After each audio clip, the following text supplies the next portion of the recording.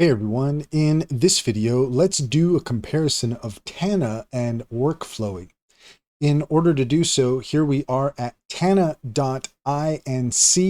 and we're also at workflowy.com.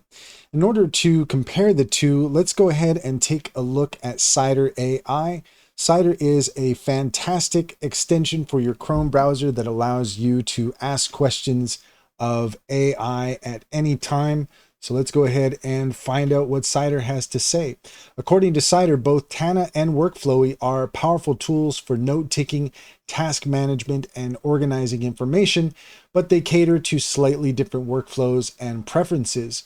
Workflowy focuses on simplicity with a minimalist bullet point structure. It's great for outlining, brainstorming, and hierarchical note organization. It's highly flexible with zooming into nested lists for detail, has less emphasis on custom views or integrations, and it is free with optional paid features.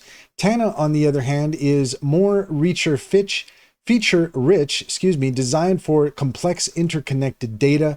It supports tags, backlinks, bidirectional links, and a graph view. It's ideal for knowledge management, databases, and workflows that benefit from interconnected information. It has more advanced automation and customization options. It's still evolving, but aims for a more dynamic, interconnected workspace. Which should you choose? If you prefer a more straightforward, clean outline tool, Workflowy is excellent. If you want something that's a bit more sophisticated with interconnected systems for managing complex information, Tana might be better.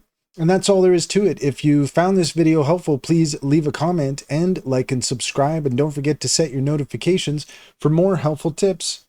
Also, if you're interested in taking advantage of Cider AI, take a look at the link in the description. There you'll find a link to our link tree. There you'll find our top AI tool recommendations, including Cider AI. Click on those links to get started. You'd be helping us out as well, and we would greatly appreciate it.